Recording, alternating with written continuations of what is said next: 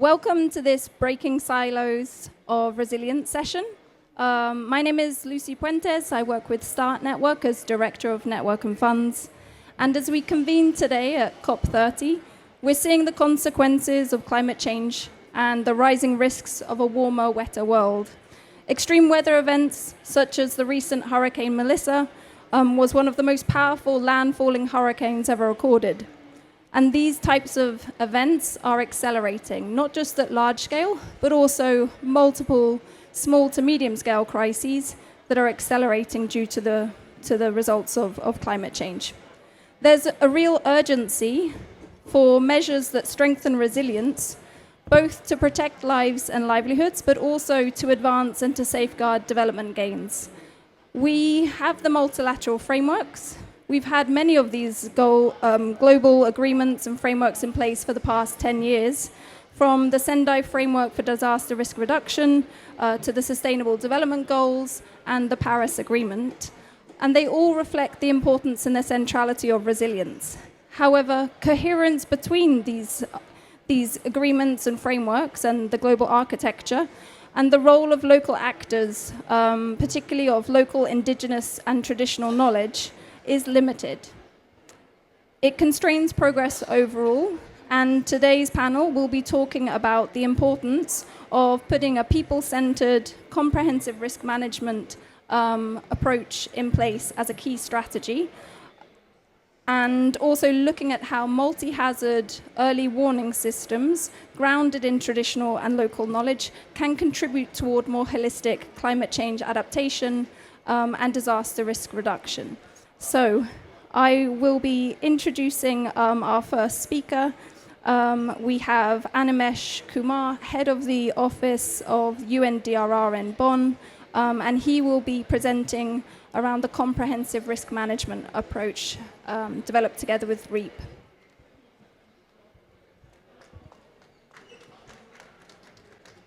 Thanks a lot, Lucy. And we're kickstarting with a kind of a scene-setting presentation just to ensure that we are all on the same page.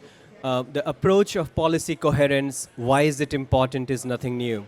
If you look at the global stocktake, the first global stocktake of the Paris Agreement, obviously we're talking about synergies and complementarity across different international frameworks, both within and outside the system, both outside the Paris Agreement and UNFCCC. But now it has just become more of a reality because we are moving forward very closely on evolving loss and damage landscape, on evolving adaptation landscape. Just to give a few examples, the actions to avert, minimize, and address loss and damage, actions to adapt to a changing climate, actions to reduce disaster risk. Ask a community member, what's the difference between these three approaches? And you'll get the answer. They're not very different. In fact, if you look at the risk management across time scales, we're talking about a continuum of actions between adaptation, disaster risk reduction, humanitarian action, and so on. There are different international frameworks, but their landing spot at the community level are not very different. In fact, it's the same. And that brings us to a very important question, that if the target of our actions, which is the community and the people on the ground, do not distinguish between these different actions, why are the actions so fragmented? And that is the question that we would want to ask today. To answer this question and to take this dialogue forward, UNDRR and REAP have been working very closely over the last several years. In fact, we have established a working group on comprehensive risk management to take this forward to ensure that policy coherence is just not about dialogues, but something which is about action. More recently, just last week, we have launched a joint report that you will see on your background. This is the Global Synthesis Report on Comprehensive Risk Management. And this is the report I'm using as the basis to structure what we have been talking about in the context of policy coherence. So, what is the rationale? I don't have to go into the details of it. I think this audience is very well informed. Disasters are changing the adaptive capacity of communities and countries. Climate change is being reflected, and the biggest evidence of climate change are the disasters. If we don't integrate risk into adaptation and manage it well, it leads to maladaptation. These are common messages that we have been talking about for a very long time, and goes on to show that if we do not integrate climate information into disaster risk reduction will not be possible. And if we do not integrate risk management into adaptation, climate change adaptation will not be possible. But then the policy basis for their implementation of these two streams of work are very different. That brings to a very interesting map that you see on the screen. The one on the top are those 137 countries that have a disaster risk reduction plan as of now. The one in the bottom are those 67 countries. The map shows 61, but as of now we have 67 countries that have a national adaptation plan. Now try to put them together. Are there common countries which have both? Are there countries that have neither? I'll make it simpler for you. Now look at this map. The countries in light blue are the ones that have only disaster risk reduction plan. The countries in green are the ones that have only national adaptation plans. The countries that are in dark blue have both, and the countries that are in red have neither. What's the policy implication of this? If you have neither, and you both two different ministries and institutions are trying to develop two different plans, can we do it together? Can we have a common plan in the country so that our actions do not get fragmented? If we have one but not the other, can we build upon what exists in that country? And if we have both, can we have a common action plan so that our actions do not get any further fragmented? Early warning system is a very good example. Early warning systems form the target G, the seventh target of Sendai framework. It is also under Article 8 of the Paris Agreement under loss and damage. It is also the target 10A of the Global Goal on Adaptation.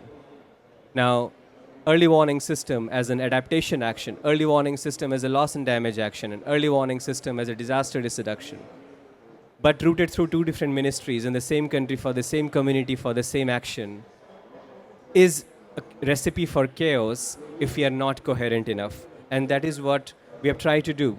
Now, what we did is we focused on those 48 countries that have both the plans and did an AI-based analytics to identify what are these two plans talking about. And this graph shows that there are around 10, 11 areas of work which both disaster risk reduction plans and national adaptation plans talk about. For some areas of work, the NAPs are much more concrete and structured, nature-based solution, water-related work, and so on. For some areas of work, disaster risk reduction plans are much more structured, which is obviously preparedness actions and so on. But you will see the graphs on the right side. There are early warning systems and so on, where both of the plans are talking very prominently about. So we have observed that early warning systems, social protection, urban resilience are some areas of work which both the plans talk about in a very structured way. And there are areas like resilient agriculture, water resources, and nature-based solution where one takes more prominence than the other. But all of them talk about resilience, and if that be the case, it is very important that we implement these plans together rather than fragment our financing, which is so limited as of now. I would not go into the details of it. The report does a very good analysis of the different kinds of approaches they have followed. How do NAPs do risk assessment vis-a-vis DRR plans? How do water resource management is talked about in one and not the other, and so on. So I will spare you the details and just move towards a very interesting graph on the right side. What we have done is that looked into the different time scales of climate information, from hours to days to months to seasons to years to decades to climate, 35 years. And each of these climate information system can inform one or the other action. And this also becomes, if we use a common set of data, a common set of information, it leads to a continuum of short-term to medium-term to long-term action that can be informed by both disaster risk reduction and climate change adaptation. So the key message from all of us is that can we have better governance of whatever action we do and not focus on projectization. Because the more we projectize, the benefits are short-termed. The more we approach in a strategic way, the approaches and the benefits are in the long term. We also need to ensure that there is a coordination mechanism across ministries and also ensure that risk becomes a common denominator of all our actions. And if we do so, we can have better financing, ensuring that the existing finances are used in the most optimal way, and we should also be able to track them in a way so that we can come up with very substantive results. Why is this important? Another report that was launched last week was the global status of early warning systems. One of the key findings of this year's report, as was the case in the previous one as well, is that the countries that have more coherent governance systems have more comprehensive early warning systems. The countries that have more comprehensive early warning systems have 6 times lower mortality than those countries which not. And just goes on to show the level of seriousness we are talking about, that policy coherence is just not about dialogue, it has a human impact. REAP, and maybe Gerard, you'll talk more about it, has just adopted its 2030 strategy. There are 3 pillars, and one of the 3 pillars is policy integration. And we feel that it is very important because risk-informed integration actions should be integrated into all the global processes, and it should also be implemented and integrated into all national and local actions. And please read the REAP strategy. It is a very well-designed strategy and really informs the work moving forward. And I'm very happy that policy coherence and integration has been continued to be a key area of work moving forward. So with that, I'll hand over back to you, Lucy. Thank you very much. Thank you, Animesh. And this report, published by UNDRR and REAP, will be available in early December. Right. December the 7th. The summary is available online if you follow the QR code. Right, we will now hear from several of our panelists. Perhaps just to remind those of you in the audience that you can access translation. We do have panelists throughout this session that are Spanish-speaking as well as English-speaking. So please follow the QR code in the room. Hopefully it's available to colleagues online. And you can select to ensure that you can follow the discussions. Okay. So we have several panelists here. We will be joined by another shortly. But I would like to introduce you to Hugo Ikupuren, Executive Director of ASEXA. ASEXA is a network in Guatemala that works with very local grassroots indigenous members. It is also part of the START network. We also have Noraline Uyu, Assistant Secretary for Policy, Planning, International Affairs and Climate Change at the Department of Environment and Natural Resources in the Philippines. And then we're also joined by Gerard Howe, Head of the Adaptation, Nature and Resilience Department at the UK Foreign and Commonwealth Development Office. So to start with, we're going to speak with Hugo. And Hugo, please, can you tell us, from very much a civil society perspective, how can policy coherence really affect your ability to support early action and community resilience? And if you want to speak to local, traditional and indigenous knowledge as part of that, please do. Buenas tardes a todas y a todos.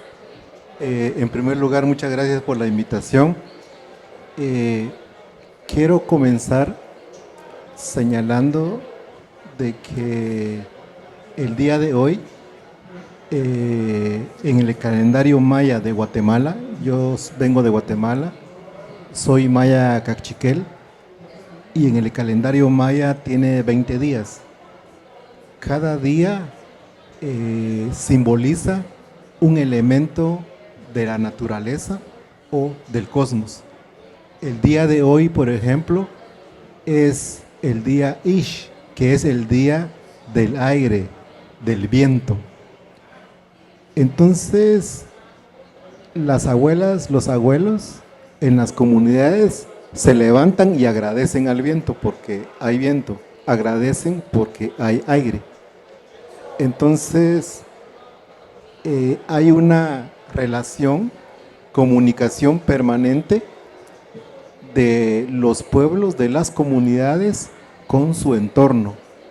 Eso es importante porque cuántas veces nosotros nos levantamos y agradecemos porque hay aire. Entonces, reconocer estos conocimientos, reconocer esta forma de relacionarse con todo lo que nos rodea, es importante para que en un primer momento en los sistemas de alerta temprana se reconozcan, pero también se impulsen y se integran. Si esto sucede, seguramente habrán mejores resultados, seguramente habrán mejores efectos e impactos y seguramente habrá una reducción de riesgos, habrán menos muertes. Entonces, estos sistemas deben ser sistemas integrales. Hablo de la cosmovisión de nuestros pueblos porque los pueblos originarios tienen una cosmovisión holística, bastante integral del todo con sus partes, y ese debe ser el fundamento de cualquier sistema. El sistema de alerta temprana debe tener ese fundamento. Por el otro lado,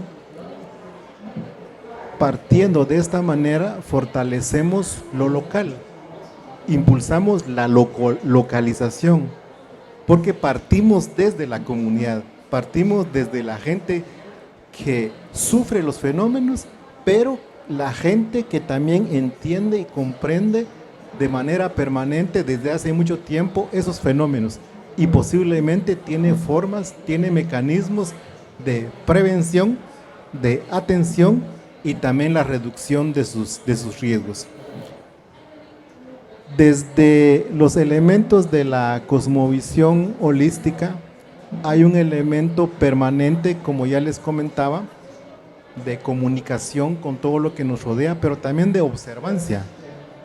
Fíjense que en esta cuestión de observancia, cuando hay una inundación, por ejemplo, lo que hay, los seres vivos en la tierra, lo sienten, lo presienten. Cuando digo seres vivos, estoy hablando de los seres humanos, pero también de los animales. También los seres que están en el aire.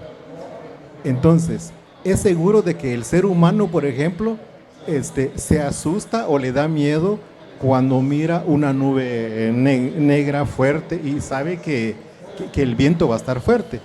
Pero es increíble, fíjense que los animalitos también lo sienten y predicen, ¿verdad? Por ejemplo, las hormigas es seguro que trabajan más rápido para guardar su comida, porque vienen tiempos malos y tienen que guardar su comida. Las culebras también tienen que caminar en lo alto para defenderse. En las selvas donde hay monos, también aúllan de una manera bastante diferente. Y de la misma manera los vientos caminan para un lado o caminan o más rápido o más lento. Fíjense que en las comunidades hay pájaros que anuncian la lluvia. Anuncian cuando viene la lluvia, pero también anuncian cuando viene la lluvia. Y también los pájaros cambian de colores cuando la lluvia que viene es intensa y también su cantar se hace diferente. En ese sentido, entonces, es importante valorar, conocer, reconocer este otro sistema, esta otra forma de ver, entender y atender también los fenómenos, ¿verdad?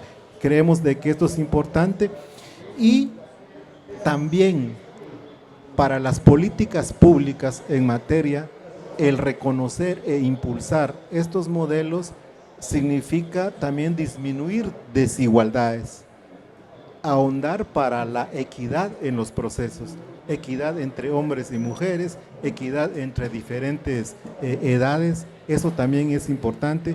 En el caso de Guatemala hay algo que le llamamos racismo y discriminación. La mayor parte de la población ahí es indígena y es rural. Sin embargo, las estadísticas oficiales señalan que apenas somos únicamente el 40%. Desde ahí nosotros decimos que hay un etnocidio estadístico porque no se nos quiere señalar de que somos mayoría.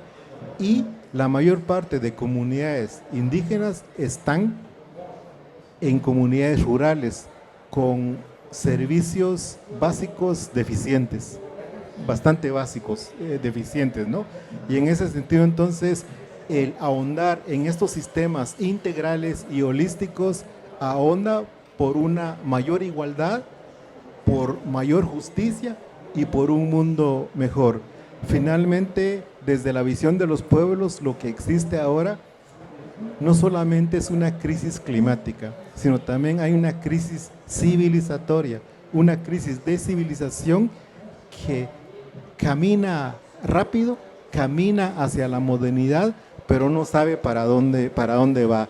Los pueblos originarios, a través de sus ancestros, han sabido cómo caminar desde lejos, pero también cautelosamente saben cómo caminar para adelante. Thank you, Hugo. It's really helpful to ground ourselves in that local and indigenous knowledge, and hearing you speak about the phenomena, the natural phenomena that often portends a crisis, whether it's the movement of creatures away from the risk, or whether it's the sounds that they emit to warn others that it's coming. Those early warning systems do already exist in many traditional communities where they're very much in touch with the natural world around them. But then the point that you're raising around the fact that so many indigenous people in countries such as Guatemala they're not able to access basic services, they're not able to have access to the more formal early warning systems that are very scientifically grounded. So how do we ensure this sort of complement, how do we ensure this coming together for the good of all people? And using your words, sort of the importance of climate justice. I will turn to our next panelist, Gerard, from FCDO. And Gerard, perhaps reflecting a little on some of what Hugo has spoken about, could you give your reflections on the importance of resilience building, and particularly the importance of the whole of government, whole of society approach, and the policy coherence that's needed to enable early action and resilience building? Brilliant. Thank you very much indeed for having me on the panel. It's a delight to be here, and I'm really pleased. Animesh, thank you very much indeed. I'm the co-chair of the Risk-Informed Early Action Partnership, so I'm delighted to hear of the progress on the comprehensive risk management. We're here, and the theme I think that has come through really strongly for us, not just in this hub, which is in some sense my spiritual home, so thank you for having me back here again for maybe the 6th or 7th time, but to actually acknowledge that climate resilience is really the crisis of our time, and it's the challenge of our time to rise to the resilience that we are going to need for the times ahead in ways that are indeed, as our colleague just said, people-centered, and hold people and nature at the very core of what we do. And you're exactly right. That requires an approach that is coherent in terms of our policy across the whole of government, but also across the whole of society. So that means both widthways and lengthways in terms of actually putting together those sets of things. At the very core of that is an understanding of risk, and risk understanding and risk reduction. But it's really important, and again, thank you for the examples from Guatemala, to ask ourselves whose risk counts, and how do we count those people's risks? How do we understand the risks that people, households and communities face on a daily basis in ways that are meaningful to them? Because ultimately, an early warning system is only a means to an end, unless it results in people being able to take action that is meaningful to them within their context. It's hollow. And so absolutely those systems need to be built on an understanding of risk. And as Animesh has said, when you start at that point, you're not talking about the silos that bureaucrats like me operate. You're talking about the ways in which people experience the world of intersectional risk, accelerating risk, and often very, very contextually specific risk. So at an overall level, this is why the UK is really pleased to be backing some major initiatives in various continents. We are very pleased. We have a very good UK Met Office in the UK, which is helping us deliver programs such as WISER. Interestingly, right now, that Met Office is dealing with a flooding crisis in the UK and has declared a major incident, and we're seeing people moved from their homes and having to work through that sort of crisis. But we're also backing the UNSG's call that every person on this planet is covered by an early warning system by 2027. We're doing that specifically through investment in the Climate Risk and Early Warning Systems Initiative, also through the Risk-Informed Early Action Partnership, bringing those things together. And we need to have inclusive planning at all times. We're also a strong supporter of the START network, so thank you. We're very pleased to be working with you. And we know that people-centered action works. So in Jamaica recently, the Jamaican Red Cross was working with communities almost ahead of the impact and immediately post-impact to get back, support communities, and to get people feeling they're able to cope. And I was in this room a couple of days ago where we just remembered that resilience is about, it's not a technical term, it's about whether you feel you can cope and the ability to cope. And it's really important we remember that. The START network has done fantastic work in the Philippines, reaching people through remotely filled cash cards ahead of storms, and helping protect people with sandbags in Madagascar.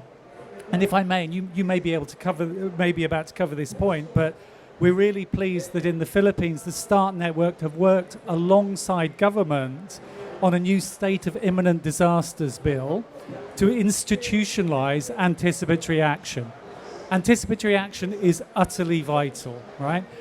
There is still too little of it, but it's highly effective in terms of reaching communities. And the UK is committed to seeing the percentage of crisis financing that is pre-arranged move from 5% currently to 20% by 2035. But my colleagues in country described START Network's engagement as instrumental to success in supporting the government of Philippines. And I think that's a really good example of the sort of partnership, commitment to moving systems, regulation and legislation, but with always a very clear idea and eye on what this is going to mean for the individuals, households and communities most affected. Thank you very much. Thank you, Gerard. And perhaps we can pick up on some of the points that you've just made. In particular, you've just mentioned the State of Imminent Disaster Bill. So this effectively sort of codifies anticipatory action in legislation. I believe it's one of the first instances that we've seen this being done worldwide. So perhaps sets a precedent for other countries. And certainly there'll be plenty of learnings as to how it gets implemented, the safeguards around that. But I might just come to Noraline, representing the government of the Philippines. Would you also be able to speak to this question that we have around resilience building and the importance of a whole of government, whole of society approach, and the importance of policy coherence? Thank you very much, and thank you for the invitation to the Philippines to contribute to the discussion. So the Philippines, we leverage highly on our work on climate action, on our experience with responding to disaster risk. So that's how we are building on our work now. We have a law for both disaster risk reduction and climate change action. That's why we have a siloed approach. And we are in the process of really harmonizing and creating convergence on the work, because these are being handled by different line ministries, of course. So, for example, in the updating of our National Disaster Reduction Management Plan, we have been trying to incorporate climate change adaptation already there, environmental considerations also, and also, likewise, in the updating, when we were completing our NAPs, we tried to integrate also some disaster risk reduction considerations, environmental considerations as well. So we do recognize that we need a coherent approach, an integrated one, to create synergies, because now, because the Philippines is in an annual basis experiencing like 20 typhoons in a year, we really need to be able to efficiently fund for recovery, and might as well have synergies in our efforts in addressing climate-related events. So, so the critical agencies that are working together, of course, are the Climate Change Commission and our Office of Civil Defense in this regard. And us from the Department of Environment, we're trying also to integrate and harmonize the work from our own field of our mandate. If I may now shift to the state of imminent disaster bill that Gerald mentioned. So this came about because we were able to develop a system where a week before a forecast of an incoming tropical cyclone, we are able to have a system where we have identified the track of the specific tropical cyclone, and we are able to have a meeting with specific agencies from our social welfare and development, from our for armed forces, from our public roads and highways, to better prepare for the incoming tropical cyclone. And we are happy that the state of imminent disaster bill came to pass, because this sort of provides for the financing of that specific anticipatory action, whereas before we weren't able to tap to any resources.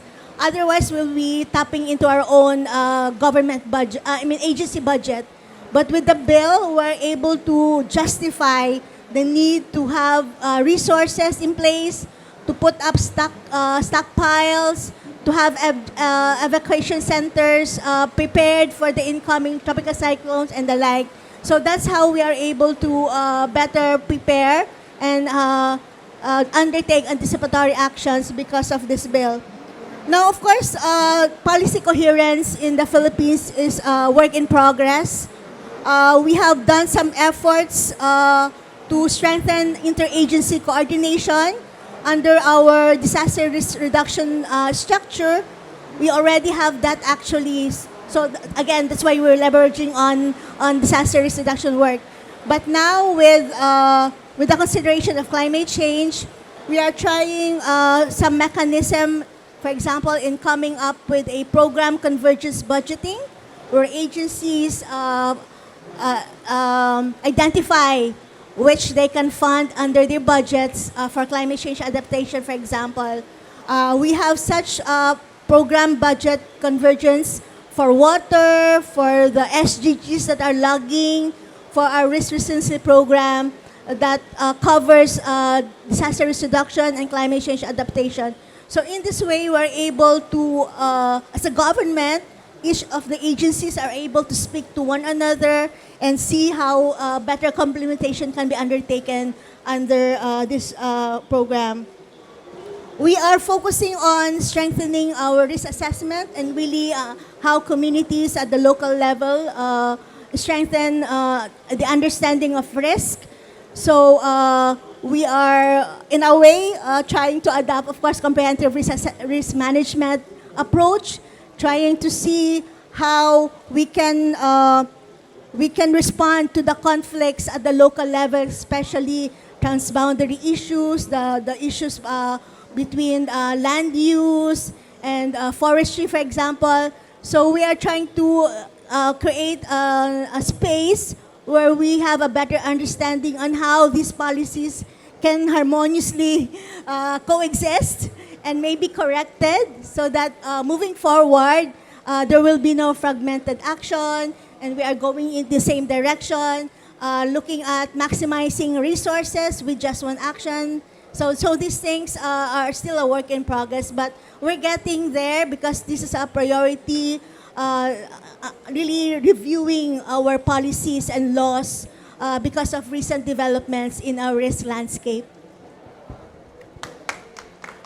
Thank you so much, Noraline. And I'm not sure it was visible online, but Noraline managed to present all of that in a very hot room with the rains falling down, perhaps a good representation of the warmer, wetter world that we're now entering into. So thank you, Noraline. And you spoke really articulately about the different efforts being made across the government of the Philippines to sort of really make sure that convergence is happening at policy level, at budget side of things, but also in terms of the coordination and collaboration of different actors, both across and beyond government. So thank you so much. And we have been joined by Carolina Fuentes, inaugural director of the Santiago Network. Prior to the Santiago Network, I believe you worked on the Green Climate Fund for many years. So welcome. We'd love to hear from you, and specifically we're talking about the importance of a whole of government, whole of society approach when it comes to resilience building, and the significance, the importance of policy coherence. So Carolina. Thank you very much for the invitation. It is an honor to be here with you. So first to appreciate the organizers. Many thanks Animesh UNDRR also for co-hosting and hosting this event and inviting us also to share the panel with distinguished speakers and friends. Perhaps just to begin by acknowledging that the inclusiveness, coordination, and collaboration are at the heart of the Santiago Network establishment. And that is reflected in its mission and is embedded also throughout the strategy of the Santiago Network, also in the technical assistance cycle, and more recently also in terms of the community support that we provide. And the advisory board recently adopted a decision on community engagement that also is intended to add to that inclusiveness. Now, perhaps just to start with the strategic framework of the Santiago Network that was recently adopted by the advisory board. Here, the vision of the Santiago Network is established, and this vision is for the Santiago Network to contribute to building a world where developing countries and communities shape and implement inclusive action on loss and damage. So we see that developing countries and the communities within developing countries have a role as agents of those solutions that will be the ones that they identify to address their needs. And that goes to the points that Hugo was making in terms of the impact of climate change in Guatemala, and also Noraline when it comes to the impacts in the Philippines and how it is also at the local level that the understanding of those impacts and the understanding of those risks is, and also the solutions to address them. And those are solutions that are not sitting only in one government agency or only in one sector of society. We need to make sure that there is collaboration. So there is also a collaborative approach and a consultative approach to come up with those solutions. We're trying also to incentivize that in terms of our strategic framework. We have an outreach and engagement strategy that's approved, and that also calls for the national liaisons in the Santiago Network to be the ones that coordinate with other relevant actors at the national level. So here also an invitation for countries to nominate national liaisons, and the national liaisons play a key role in making sure that different agencies at the government level, but also civil society, indigenous peoples, women organizations, the whole of society approach takes place when it comes to technical assistance. Now, in our technical assistance cycle, I'm also very, very pleased to share that we have 20 technical assistance requests in our pipeline. That's already very good news for us, also because those 20 have come in record time. And we anticipate also that the growth of this pipeline will be exponential. We have at the moment 76 members that bring the expertise to respond to those requests. And of course, we're open to receive more requests, and we're also inviting proponents here to submit requests for technical assistance, but also expressions of interest for membership. So the call is open. Now, in terms of the technical assistance, we have a modality to incentivize community support. That modality consists of an operational framework with a dedicated window of up to $50,000 for community access under simplified procedures. This is also important for us for inclusiveness because it's one of the particular features of the Santiago Network. We work at different levels, global, national, and local. That's special because it's not the case for all initiatives, but the Santiago Network can operate at the local level. So also that for us is important in terms of incentivizes that community engagement and those solutions coming from those impacted and from the knowledge also that is very specific, as mentioned by Hugo, but Noreline, and also the need to come up with intersectional risk assessments and a people-centered approach, as was mentioned by Gerard. So that's at the heart of the Santiago Network, and we're implementing that in very concrete terms. Perhaps my last point to close is to mention also that when it comes to the secretariat structure, that is also reflected in our structure. We have now regional presence. Regional coordinators will be in place starting next year for Africa, Latin America, and the Caribbean, and Asia Pacific. We will also have official desk support for LDCs and SIDS, so we will be closer to the countries we serve. We are a secretariat that now is fully established, and we're ready to receive those requests and make sure that we can respond as quickly as we can, because loss and damage is also an urgent matter. Thank you. Thank you. Thank you, Carolina. And I think you picked up so many points that have been remarked upon by other panelists in your words. So coming back to Gerard's approach of sort of it needs to be both sort of lateral, but it also needs to be horizontal.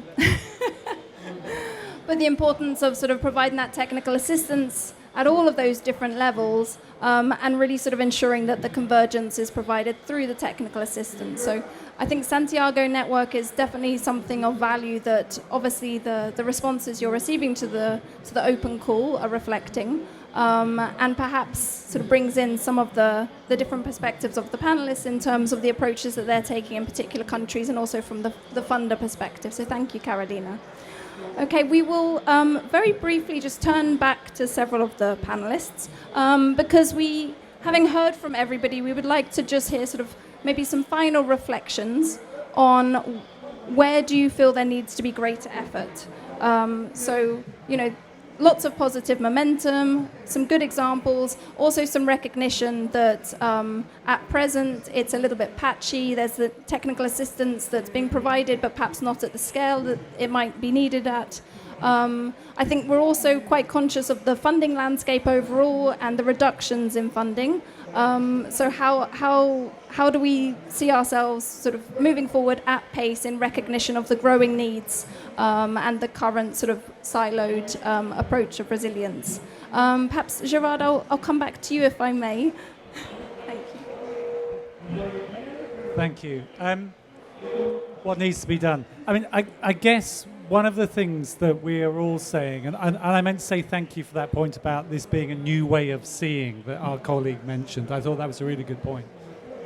Is ultimately this is about embedding an understanding of risk, not in climate adaptation programs, but in everything. In health programs, in economic programs, in programs on housing, on programs on health services, in programs on social protection. And that's, I think, part of the key. As long as we think of and seek to finance and apply risk only to things we badge as resilience, we will only be a small part of it. And I think that's where the Philippines is also showing some leadership in trying to embed this across all aspects of your government's work and running that through a program of municipalities, local government as well. So I think that's the key. And there are some good tools out there. We want to see more of the political will to talk about this. And again, I think and leadership comes in every shape and size. And we've seen good examples of leadership here today on the panel. So that's what I'd recommend. Thank you. Thank you, Gerard. I think we have one more colleague in the room that wanted to share their reflections, if I may come to him. Harrison? Noko?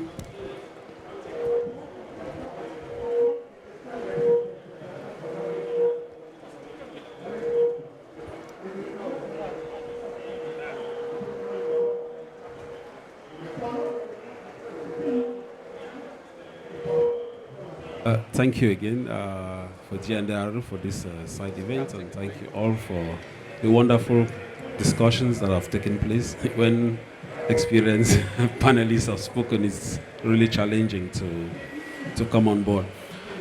However, On the aspect of disaster risk at local level and community level, we think there is the need to bring in the aspect of indigenous and local knowledge in this whole context. Because there is a lot of discussions at international and global level, right, even at government level, but it remains at policy discussions where real decisions is being taken, like she rightly said. Some of the community people are not really informed. So we need to try to bring down most of our technology, most of our reflections at some of these forums, and we bring it right down to the community people, where we blend our technology with indigenous knowledge. The indigenous knowledge, because most of these community people feel the impact of climate. They live with the floods. They are affected by the droughts. They are affected by the landslides. We know in the cities it's happening, but it is in the cities that the media picks it fast. But what is happening in those indigenous communities are little or not known. And that's so many lives are lost by all of this. So we need to bring in the aspect of real indigenous knowledge and indigenous community reporting, real-time reporting systems, where we bring mechanisms where community can report real-time disasters. And why not? We're talking about prior risk, identifying risk before those risks before the disasters.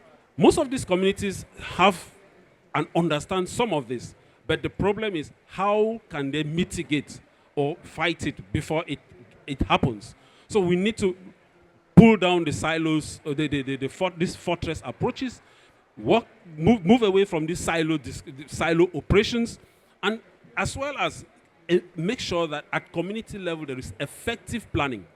Because one of the real challenge that we have, we do a lot of planning at national, regional level, but with very little emphasis at the local level. We need to do community participatory mapping, ensure that we do land use planning so that communities can bring in their voices into this decision making, because we tend to take a lot of decisions at national levels that do not really reflect the indigenous people or the local people. So we need to move away from this, get communities, blend the technology with local knowledge, and as well as make sure that there is an element of monitoring and evaluation and feedbacking, such that we can get from communities, they can get from us, and we take informed decisions. Because when we come and we just talk and we develop reports, like some of the reports that we'll be presenting, the question is, the government will accept, we present to the government, it is bought, we even include it in policy documents. But the question is, how do these local people who live with some of these crises, who are not in the cities, how do they feel? How do they take this decision? How do they go away or fight this crisis? So we need to blend all of this, and at the same time make sure that the younger people, because there is a drastic shift where the local people, especially the young, do not tend to understand what is happening. So we need to start building and making sure that our academic comes down right down to kindergartens in the local community. We tend to focus a lot of activities with children that are in cities, and those that are in the communities are totally left away. So we need to bring this right down to the community people, the indigenous people, the children, such that they can build on this, and in future we can really fight this disaster. Thank you.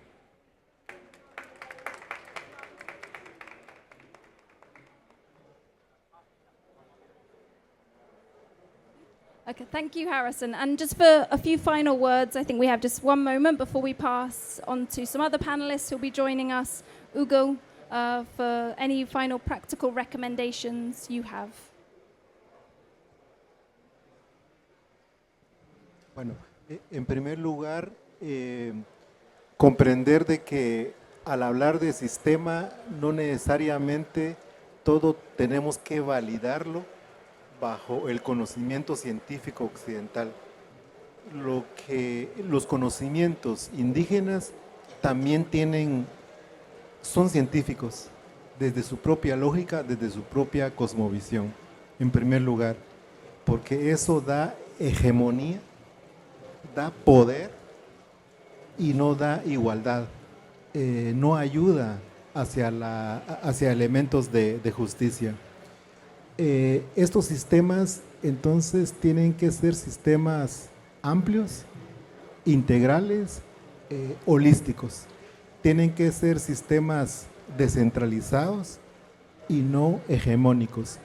Insisto en elementos de cosmovisión y de identidad de los pueblos. La mejor forma de comunicar, por ejemplo, es a través de los mismos idiomas. O sea, es increíble, yo soy trabajador de la salud también. En los idiomas mayas no hay ninguna traducción de la palabra salud. Salud es vida, ¿sí? Entonces los idiomas tienen una riqueza importante. Por el otro lado, hay elementos también de identidad como las costumbres, las tradiciones que no son folclore, son elementos de identidad que se han sustentado por el tiempo, mismos que deben ser respetados, incluidos e integrados, pero integrados con mucho respeto, no para explotarlos, no para explorarlos, no para hacer dinero con esos conocimientos, porque en las comunidades hay un elemento importante, la parte mercantil no mucho existe, por eso se llama vivir en comunidad, en común unidad, en donde el valor del servicio va más allá que el dinero. Insisto, estamos ante una crisis civilizatoria del consumo, donde todo le ponemos valor, pero valor monetario. Si le ponemos otro tipo de valor desde la cosmovisión de los pueblos, esto es mucho más sostenible con el tiempo. Gracias. Thank you, Hugo. And I think with the sort of reflections from both Harrison and Hugo, I think the central importance is there's a lot of work to do. There is all of the frameworks, all of the goals in place that centrally position resilience as key to many of the challenges associated with climate change. And there's plenty of people that can be doing something around it, not just those of us at funder level or indeed those of us working sort of at international level, but obviously national governments, local governments, and centrally important are the people, the communities that work, sitting across different parts of the country, indigenous communities, often discriminated against communities. So to Ugo's words, a degree of respect for one another's knowledge, both the sort of classic science, but also the traditional indigenous knowledge and sciences, inclusion in the approach that we're taking to resilience building, and then integration, and how do we integrate all of these parts for the benefit of much more resilient communities. I am going to thank our panelists. We're continuing the conversation, so I'm just going to introduce you to Abraham Bugre, co-director of GenSil at the University of Regina. Over to you, Abraham. Thank you so much, Lucy. All right, thank you so much, Lucy. So yes, my name is Abraham Bugre. I am the co-director of the GenSil, which is short form for Gender, Environment, and Social Inequity Research Lab at the University of Regina. So a lot of our research has to do with disaster risk reduction, but we're also interested in issues around meaningful engagement of grassroots organizations in global policies, and then also indigenous traditional knowledge mobilization. So second fishbowl is a very interesting one for me. I'm going to quickly invite two speakers, Jamie and Marcos. If you're here, you could kindly join me. Awesome. And before we start, I have a confession to make. This was my first time hearing about fishbowl. And when I heard it, I thought we were going to have food. But I'm disappointed. So we don't have that. But what we do have are two amazing speakers. First, we have Marcos, who is the executive director for GNDR, And then we also have my good friend Jamie, who's wearing two hats actually. One, you are the climate lead for SEM, and then also with the Goodwill Research Center, right? Awesome. All right, so we're just going to go straight into the questions that I have for you. And Marcus, I think from the discussions that we've had earlier, we've heard clearly that long-term resilience is important. As someone like you, as the executive director of one of the biggest networks, if not the biggest in DRR, I'm wondering what are some of the common grounds that you think are available for us to look at, sort of like long-term planning, but then also getting investment in for resilience? Not an easy question. Thank you, Abraham, for that. But yeah, I think and many of the aspects that I would mention in trying to answer your question have been already mentioned in the previous panel. Definitely, I think that we are all basically in the same page. The common grounds, logically, and from the perspective of the civil society organizations, grassroots organizations in the very front line, definitely is about localization. But not localization like just taking or trying to channel funding to the local level, which is important, which is definitely the most effective way to manage the necessary funding to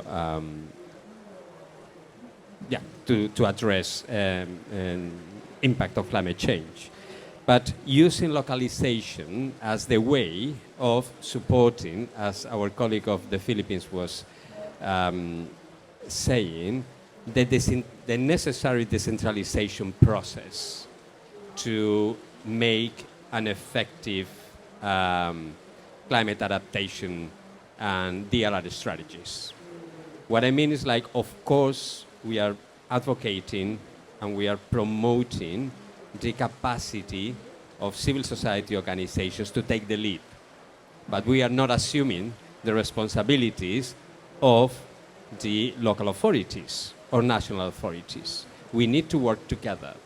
In that sense, we do think that localization is the best strategy to promote a decentralization and effective process to become much more effective in the adaptation, in implementing adaptation plans and implementing DRR strategies. That's for sure. For that to be happen, localization also understood as a participatory, truly participatory process. As our friend Hugo or Harrison were mentioning, communities and civil society organizations, they have to be part of the conversation. Again, not assume responsibility of others, but they have to be part of the conversation. That's going to be the most effective way, because communities are going to own the process and communities are going to contribute to the sustainability of the process. So it has to be participatory and it has to be inclusive. It's not just some members or local stakeholders or some members of the community. It has to promote real and truly inclusiveness. That means young people, women, and definitely indigenous communities. Yeah, I think those are basically the main aspects that I would mention, trying to be brief, to make sure that we have those common grounds in place. Again, all of that doesn't make sense if financing is not reaching communities. And again, I would suggest and I would ask humbly everybody not to use so oftenly the word capacity building for communities. Communities are capacitated enough to deal with the financing. The financing should be adapted for the capacities of those communities. What I mean is like, what I'm trying to say is like, it has to be participatory, it has to be inclusive, but has to be adapted to the local context. Otherwise, again, it's not going to work. In many occasions, it's not working. Yeah, I would leave it like that. Thank you. And it's good that you talked about local communities, because we do have someone from the local communities join us, and I'll come to you, Magdalena, because we actually have a question for you. But talking about having everyone there, we have to bring information from everyone. And maybe with you, Jamie, I'll probably tap into your research sort of background and ask, so what kind of data, or how does data and more sort of complete research help us ensure that communities are included in this discussion? Yeah, thank you, Abraham, and thanks everyone for being here this afternoon. A rainy one, a hot one, so I'm really glad that you're all still hanging on. I barely am. No, I'm just kidding. But so a couple things that I want to touch on when we talk about data and we talk about research. So as Abraham mentioned, I work with the Woodwell Climate Research Center, where we conduct risk assessments for communities really all around the world, all the way from the national level to the regional level and down to local municipalities, particularly in the United States, but also elsewhere in the world. And yeah, when we talk about data, a couple things that are really key. When we have the right data and we have the granular enough data, what we get is a revealing of these hidden disparities that we may not see otherwise. And that comes both from scientific data and from social science data that we can overlay. We really get an idea of how to better support community resilience and adaptation when we have this granular data. And then we get that complementarity of local knowledge that we've heard from every panelist so far. That's really that key. So let me just give you one case study. Recently, over the past year and a half, Woodwell Climate Research Center has worked with Ethiopia, their Ministry of Planning and Development, to conduct a climate risk assessment. And we modeled things like stream flow, like drought, like future rainfall for the next 20 and mid-century and kind of end-of-century look, based on how it's going to change as a result of climate change. And the example I want to give you is when we thought about drought. Initially, we thought, okay, obviously drought is going to impact agriculture. That is a huge piece of Ethiopia's economy, how they find their wealth, their GDP, and their lifestyle as well. And when we got down to speaking with community members and being in the community in Addis Ababa and outside and surrounding Waredas, we understood that it's not just agriculture, but beyond that, talking about like the pastoralist lifestyle. So not just rain-fed agriculture, but we have to think about folks who are raising cattle, for example. And this is the kind of data that was central to the risk assessment, because once we had that piece, we were able to separate, okay, what does drought mean in highland agriculture-fed societies? Thanks, we have that information. But what does it mean for these pastoralist community where milk is a main source of protein and one of their key byproducts as a result? So those are the kinds of things that when we have that piece of data that comes from the local conversations, X percentage are pastoralists rather than just rain-fed agriculture, that really unlocked some key insights for us. So I'll leave it there. Yeah. Thank you so much, Jamie. And I'm happy that you're doing this work, actually looking at data from the local grounds. Because sometimes, when we look at these big research institutes, like everyone is looking at big aggregated data. So it's great to know that is happening. And I think you and Marcus have all mentioned the importance of local communities. And we do have Magdalena here, who is the president of a local women's community group, right? If I'm not mistaken, that is the Liga de Defensa del Medio Ambiente. Did I do it right? Awesome. Okay, and so I do have, and Magdalene speaks Spanish, so I think we'll probably need translations if you have that. But I do have a question for you, Magdalena, sorry.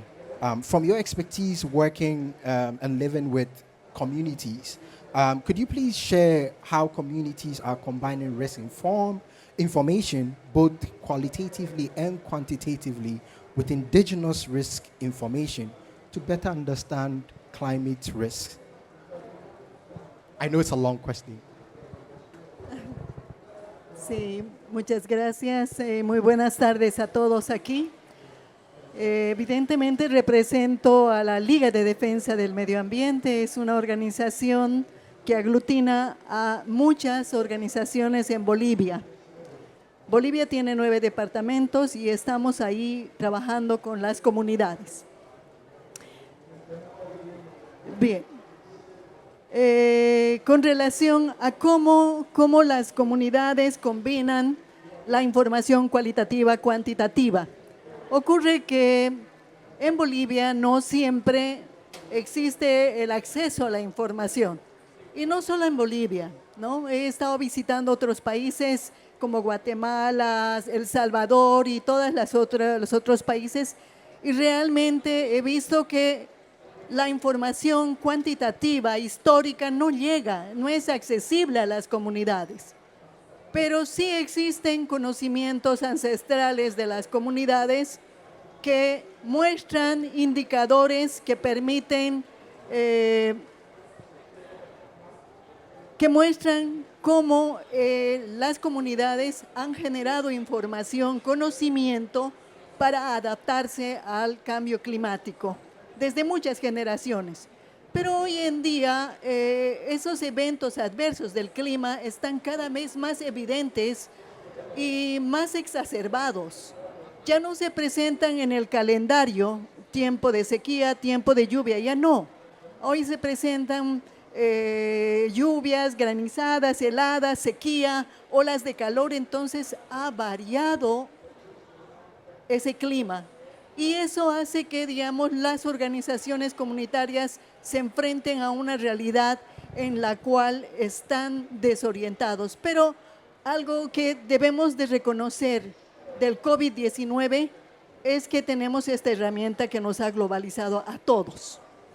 Todos en las comunidades se han organizado para estar comunicados para el tema del COVID y a partir de eso acceden a la información. Una información que el Estado puede no darlos, ¿no? Filipinas decía que se ha establecido una ley, una normativa. Sí, en Bolivia también hay leyes y hay normas para establecer los sistemas de acceso a la información de reducción de riesgos, pero no llega a la comunidad. Eso se queda aquí arriba. Y sin embargo, la gente, los jóvenes, los maestros en las comunidades pueden acceder a este sistema. Y yo les voy a contar una anécdota. Un día yo voy a la comunidad y me dice, ingeniera, usted no ha venido preparada para la lluvia, pero la meteorología de Bolivia dice que no va a llover, que es soleado. Y el comunario me dice, pero Cindy, que es otro sistema, otra red más grande a nivel internacional, Cindy dice que va a llover. Y llueve. Y llueve y yo no estaba preparada. Lo que quiere decir que mi sistema de alerta temprana, de información del riesgo, no está actualizado, no tiene todos los medios suficientes como para hacer la lectura de esa alerta para dar la información también. Ese es un elemento que quería poner en consideración, que hay la necesidad de fortalecer esos sistemas de alerta temprana, esos sistemas de gestión de riesgos, para que bajen desde lo nacional a lo local y también reciban información de lo local a lo nacional. El otro elemento es que cómo es que la comunidad que accede ahora a la información de Cindy, de meteorología, del clima, cómo es posible que la comunidad ahora pueda adaptarse al clima. Agarra la información, dice que va a llover, alerta naranja, y mira sus bioindicadores. Las hormigas, ponía Hugo el ejemplo de las hormigas. Las hormigas ya tienen también un sistema. Entonces, si va a llover mucho, las hormigas construyen sus casas en las paredes, en los troncos de los árboles. Si la gente mira que las hormigas han hecho sus casas altos, va a haber inundación. Entonces hay que subir los camellones para no inundarse.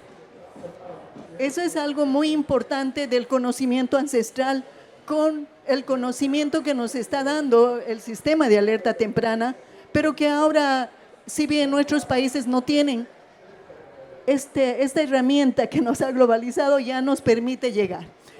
Y la otra cosa es que ¿por qué es importante la información para la reducción del riesgo? Lo que decía aquí nuestro compañero, lo que decía Marcos, lo que decía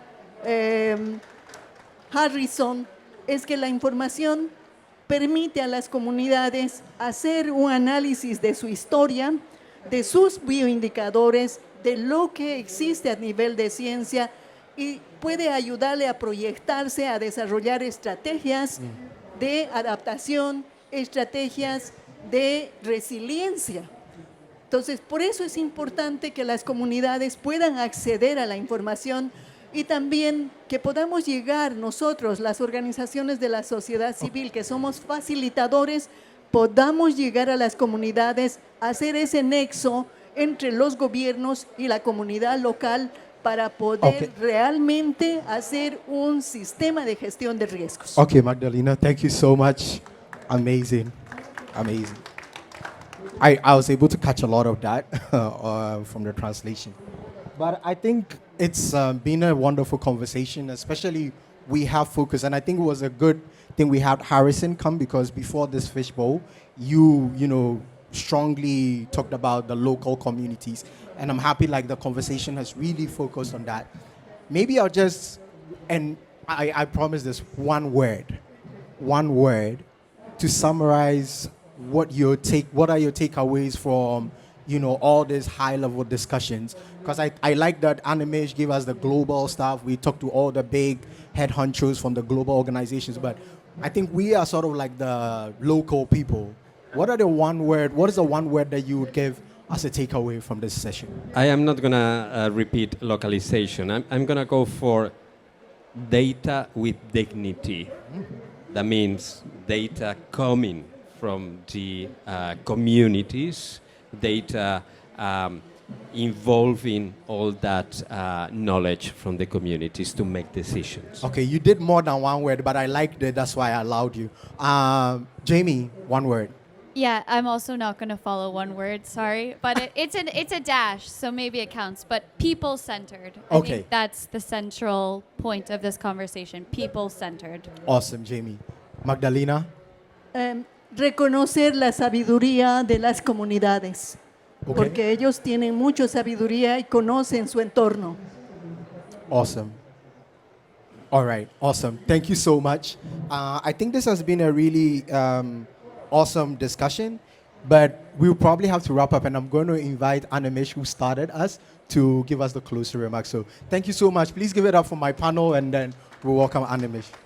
Thanks a lot. So, a very rich discussion. When I was setting the scene for the discussion, I didn't realize we are getting into such deep insights into the whole discussion.